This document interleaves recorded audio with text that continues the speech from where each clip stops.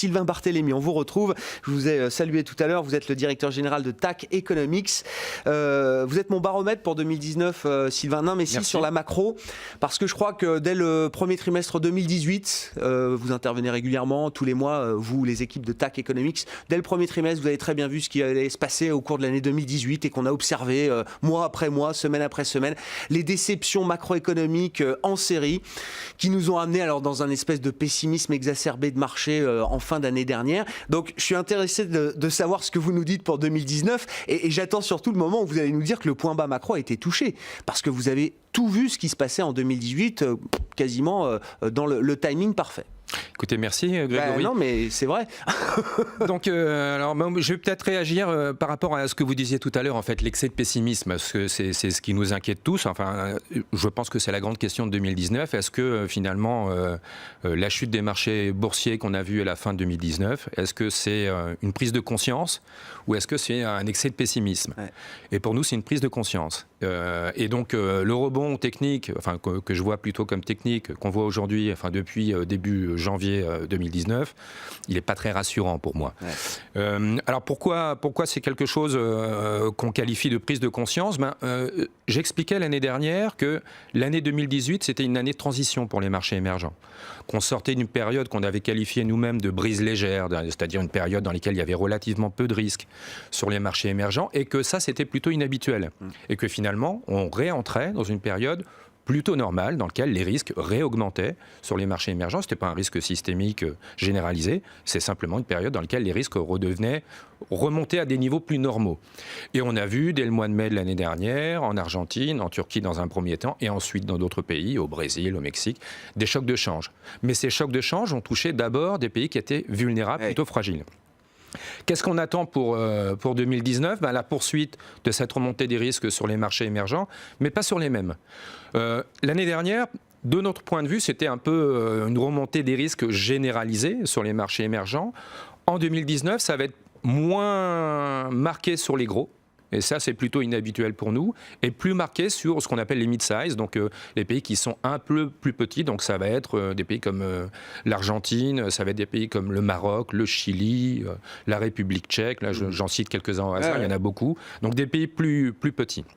Deuxième chose, de notre point de vue, l'année 2019 est aussi une année de transition du point de vue du cycle économique mondial.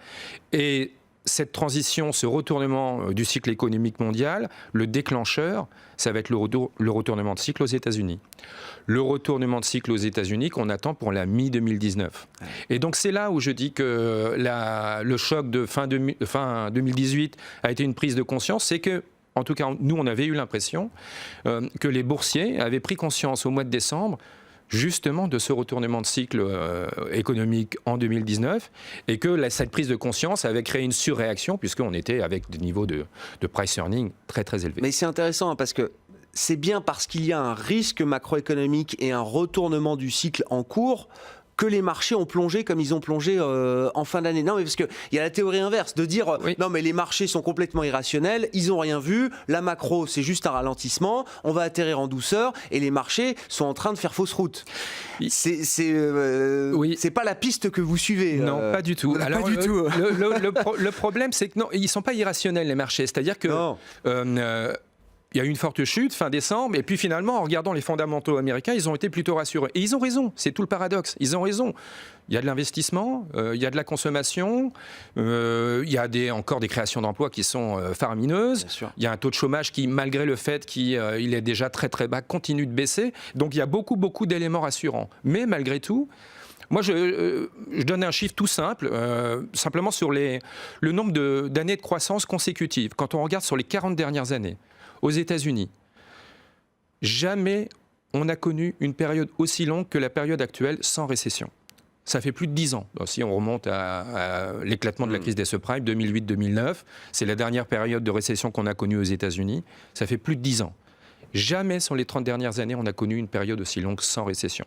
Donc déjà, simplement, par l'observation statistique, on sait que c'est pas loin. Donc maintenant, on attend les premiers signaux. Et les premiers signaux, nous, on sait qu'il y en a deux. Le premier, c'est une remontée de la confiance à des niveaux si élevés qu'on attend un retournement. Le deuxième, c'est un aplatissement de la courbe de taux. aux États-Unis. Et ces deux éléments, on voit qu'on s'en approche. On s'en approche, et c'est ce qui nous permet de timer ce retournement. Mi-2019. Mi-2019. Ça peut aller aussi vite que ça, c'est ça qu'on a du mal à croire, parce qu'on ait en tête le retournement américain et que ça arrive un jour, chaque jour qui passe nous rapproche un peu plus de ce moment-là, mais mi-2019, c'est tout de suite, quoi. Ça arrive très vite. Bientôt. Oui, bien sûr, mais ça ne veut pas dire qu'on va passer de 2,9% de croissance à 0 du jour au lendemain, mais ça veut dire que le cycle va se retourner. Et en quelques mois, voilà, c'est ça. En quelques mois, oui, le cycle. Et c'est normal. Je ne suis pas en train d'annoncer une catastrophe type crise des subprimes. C'est normal que le cycle se retourne. Voilà, l'économie, c'est pas un long fleuve tranquille. Non. Voilà, ça se retourne. Il y a des fluctuations. Votre grande inquiétude de 2018, ça avait été la Chine, je crois, Sylvain. Oui. Alors, 2019, les États-Unis sont en bonne position. En tout cas, le retournement de cycle aux États-Unis pourrait surprendre encore certains qui ne l'ont pas timé, en tout cas aussi rapidement que ce que vous l'estimez. La Chine, ça reste encore un point de grosse inquiétude, ou est-ce que plus les choses vont mal, plus votre sentiment vis-à-vis de la Chine remonte ? Non, ça reste un point d'inquiétude. Ouais. Alors, de la même manière que sur les États-Unis, en Chine, on n'annonce pas ni une crise bancaire, ni une récession marquée, mais simplement, étant donné que la Chine est un géant et qui pèse extrêmement lourd dans l'économie mondiale, chaque point de croissance, chaque même demi-point de croissance en moins tous les ans, affecte l'ensemble du reste du monde et pas simplement l'Asie. Donc on est toujours inquiet sur la Chine. Alors vous savez, j'avais expliqué cet effet de marche d'escalier. Alors je le réexplique en deux mots. En fait, en Chine, on assiste à la combinaison de deux choses. La première, c'est que tendanciellement, la croissance chinoise ralentit. C'est normal. En 2007, pour rappel, on avait une croissance en Chine tous les ans qui frôlait les 15% par an. Ouais. Donc c'était énorme. 10 ans plus tard, on est à 7. On est quand même à 7, c'est pas 0, mais voilà, elle ralentit. Et deuxième chose, donc on a une économie qui ralentit, mais en même temps qui subit des fluctuations économiques normales, comme les États-Unis. Et alors quand vous combinez des fluctuations économiques normales avec un ralentissement, vous voyez, vous penchez ce graphique-là comme ça, et ça vous fait des marches d'escalier.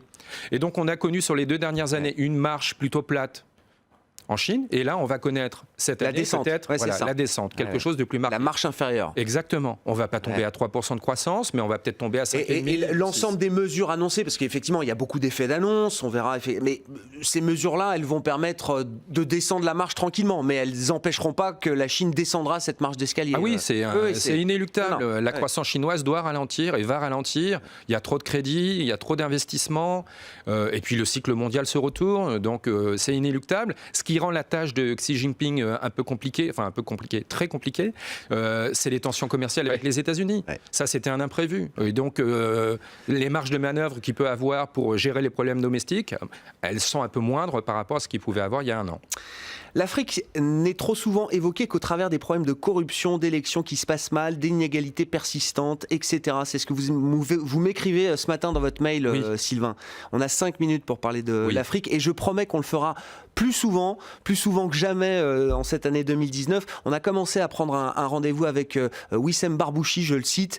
Il dirige la société de gestion Obafrica, et qui, comme son nom l'indique, est dédié justement au marché boursier africain. Et il va venir, j'espère, le plus régulièrement possible pour nous parler de ces marchés boursiers africains. Et vous avez, pour commencer cette année, 5 minutes pour parler de l'Afrique. D'accord. Écoutez, c'est vrai que, et c'est encore le cas aujourd'hui, puisqu'il y a les élections en République démocratique du Congo, voilà, les résultats sont controversés. Et donc à chaque fois qu'on parle de l'Afrique, c'est finalement pour parler de ces éléments-là, alors que quand on parle de l'Asie, de l'Amérique latine, du Moyen-Orient, on parle de l'économie. Et donc, alors qu'on pourrait très bien parler des élections qui se passent mal ou autres. Exactement. Ces zones-là aussi. Exactement. Donc je voulais parler un peu d'économie en Afrique, et notamment de dire un certain nombre de choses très simples. La première, c'est qu'en Afrique subsaharienne, la croissance moyenne prévue, alors elle n'est pas du niveau de celle qu'on voit en Asie, qui est un peu supérieure à 5% par an, mais elle est quand même proche de 4% par an. Afrique subsaharienne, ça c'est la première chose. Deuxième chose, c'est que quand on parle d'Afrique, on a tendance à parler de l'Afrique au sens large, comme si tous les pays africains étaient identiques. Alors qu'on ne fait pas la même chose quand on parle de l'Asie, on ne fait pas la même chose quand on parle de l'Amérique latine. Et je pense que ça nous amène à mal comprendre ce qui se passe finalement dans les faits en Afrique. Et vous avez des pays comme l'Afrique du Sud, par exemple, qui est le pays le plus développé d'Afrique, qui a une croissance très faible aujourd'hui, moins de 2%. Vous avez des pays comme le Nigeria, qui est le pays le plus peuplé d'Afrique et qui a aussi une croissance très faible aujourd'hui, moins de 2%. Et on oublie des pays comme l'Éthiopie, 8,5% de croissance prévue en 2019 en Éthiopie. On oublie des pays comme le Sénégal, comme la Côte d'Ivoire, comme la Tanzanie, comme le Kenya. Tous ces pays-là que je cite, ils ont des croissances annuelles équivalentes à l'Inde ou à la Chine. Donc on se pose beaucoup de questions sur la Chine et l'Inde, mais des Chines et de l'Inde, on en a beaucoup en Afrique. Pourquoi on les oublie, mais structurellement, Sylvain? Parce que, je veux dire, le fait que, oui, les problèmes d'élection, de corruption en Afrique, c'est pas nouveau. Ces facteurs-là, ils sont intégrés. Les investisseurs, je pense notamment, est-ce qu'ils les oublient par paresse? Est-ce qu'ils les oublient parce que ça reste quand même un thème de marché, un thème d'investissement compliqué à implémenter, à mettre en place dans des stratégies et dans des fonds qui peuvent être distribués auprès du grand public ou même des institutionnels via les canaux un peu classiques qui existent aujourd'hui? Qu'est-ce qui explique que justement on oublie ce que vous venez de nous rappeler?